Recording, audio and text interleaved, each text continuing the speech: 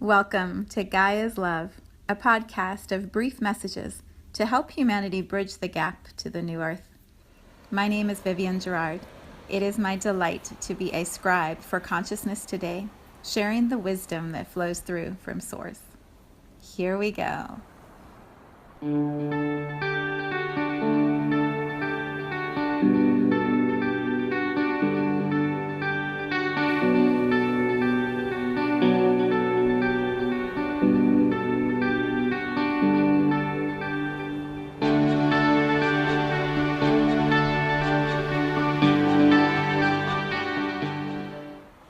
Episode 139.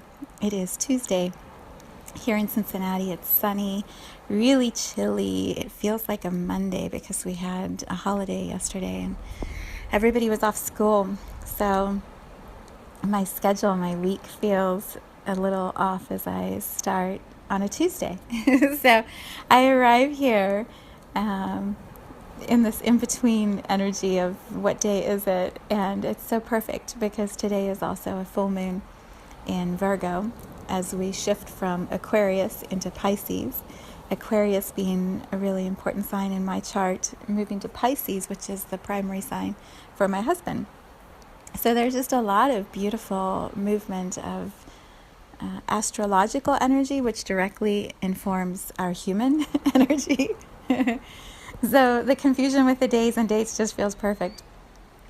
I am not an astrologer who understands all the details, so I encourage you, if you haven't read any astrological reports in the last week or two, I just shared one this morning by my friend Diana over in the Soulshine Tribe that is so beautiful. And I always recommend Astro Mama. There's so many people who just do beautiful work in interpreting what is happening with astrology. And so I encourage you to do a little research and see what is happening and how does it affect your specific natal chart, your signs, where everything lays in all of your houses, and all of the stuff that I don't quite have the skill to interpret, but that I know impacts us. So today, when I was feeling so much is shifting and moving, what is my energetic interpretation of it?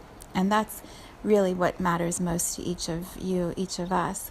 It isn't what someone tells us it will be. It's when we read all of this information, which of those nuggets of wisdom feel most true and appropriate for us? Which ones resonate with us? And then we align with that information and that energy. And so as I was sitting in my meditation time, just feeling like, what are the words that would guide me when there's so much changing in the planets and the solar system around us? And what I heard very clearly was a new way to relate. A new way to relate. And so I sat with that for a while in my own meditation time, and I will attempt to put words to what it feels like. The best way I can illustrate it is through the example of our sweet little dog Star, who is not always so sweet or so little. We had a family meeting. You can hear him moving around. He knows I'm talking about him. He's so smart. He knows as soon as I mention his name, either I'm going to go lick her hand and see if I can be her friend, or I'm going to leave the room. And he decided to leave the room. We had a little family meeting last night about Star because he has picked up this new habit recently.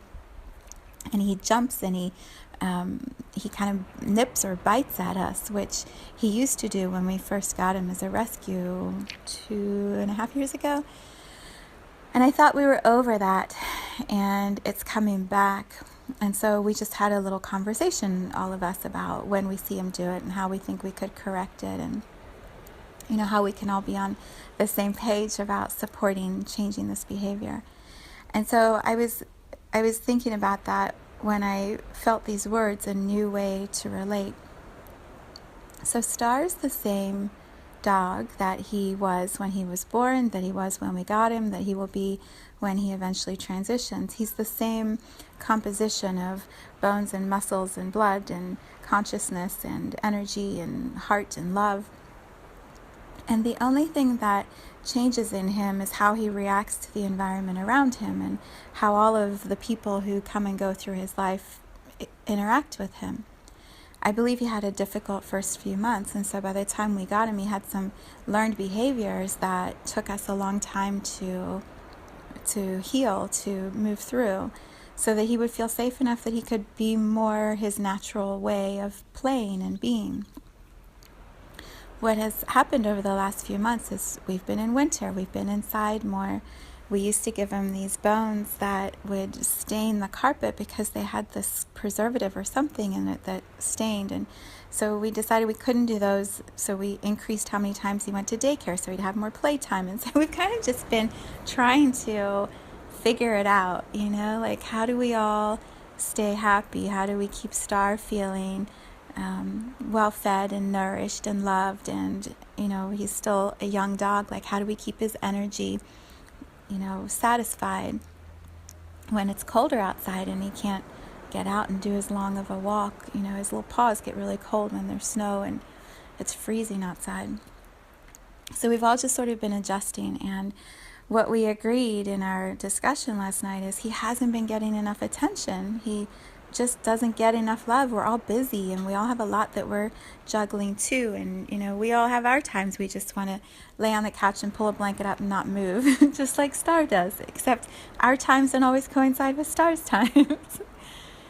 And so as our external world shifts, as we are all relating to each other in a different way as we move through winter, and we start a new year, we're done with the holidays, we're kind of at that in-between space. Here in Cincinnati in the Midwest, it's like not quite spring, but we're still sort of in the gray days of winter. It's kind of blah. There's just not a lot of stuff that is as exciting as when the spring greens start popping in the flowers and it's warmer and we can get outside. And so we're all in a different energy space, and the way we're relating to Star is creating behavioral responses back from him to get our attention. And so we pause and we all sort of look at what can we do differently, and how can we play with him more, or correct the biting, because we don't want that to become a normal behavior. And so we'll figure it out, right? Like, we're all going to be paying attention and collaborating and making sure he feels loved and safe and supported, so that doesn't have to be his response. That doesn't have to be how he gets our attention. So this is a long example, but when I was thinking about a new way to relate, this phrase, what I learned from witnessing the behavior of my pet, of our dog, is how I engage with him, what I can shift. I do something that then creates a reaction in him, and then he responds to me and it creates a new reaction in me. And so there's a shift I can make always that's in my control, where I choose a new way to relate to him. I believe we can apply that to anything.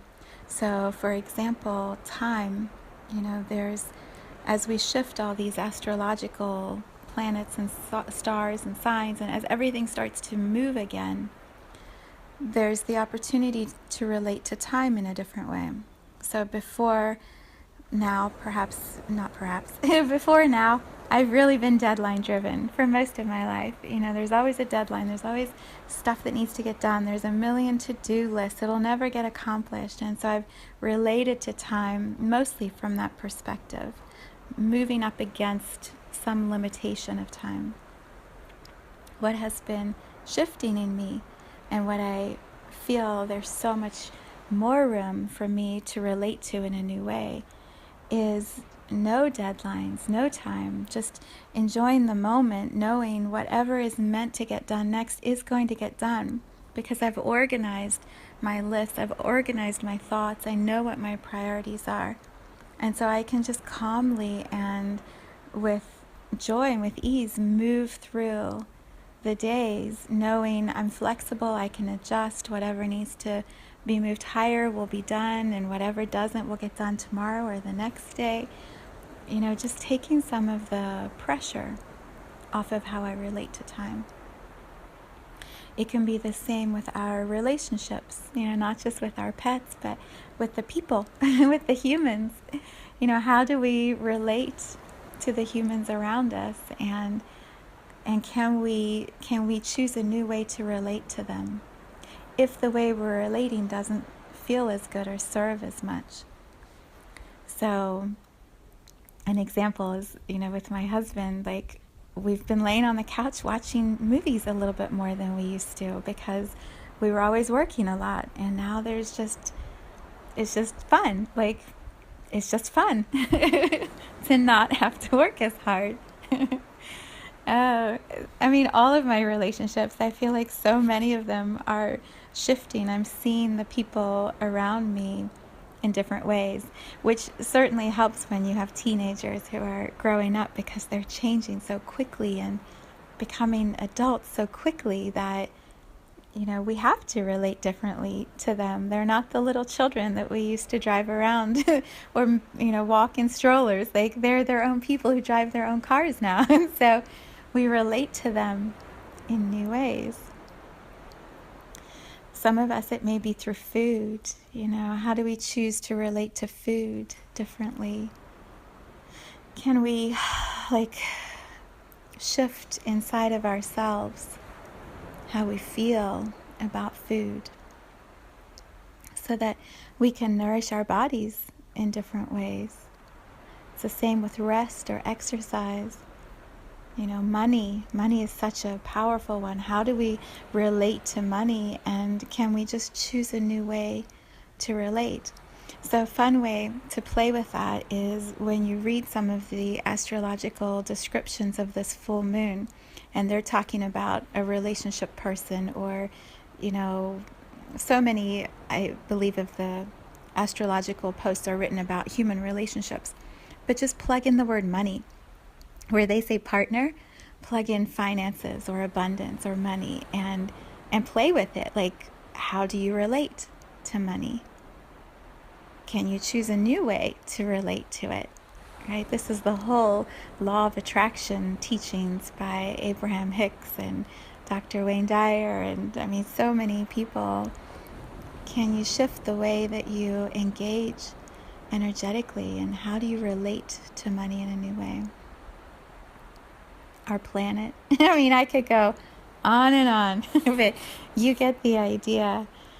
So today's invitation on this full moon is sit for a little while under the light of the moon, or just in the energy of the full moon.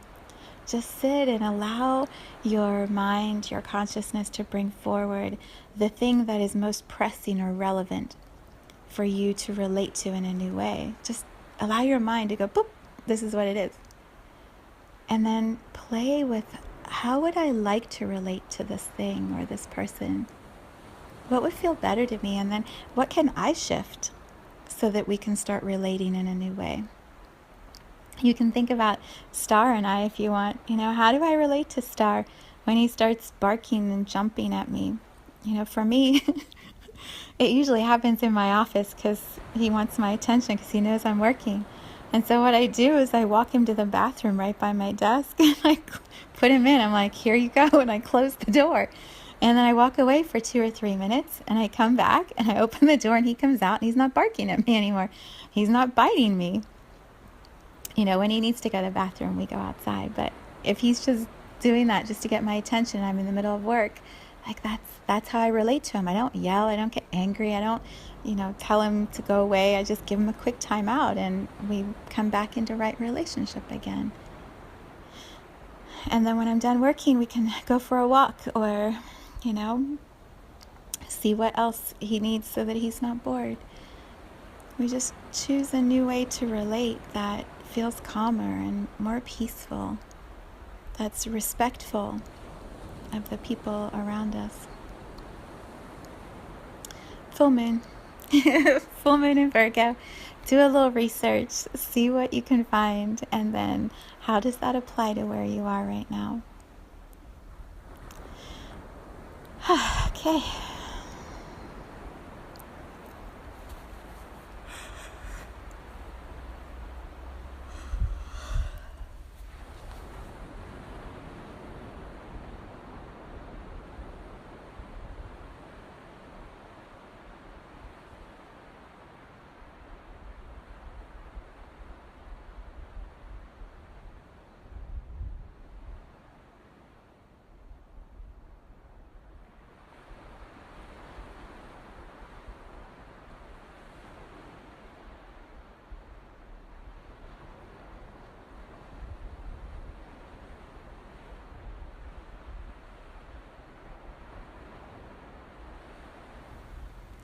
Thank you for tuning in to today's vibration.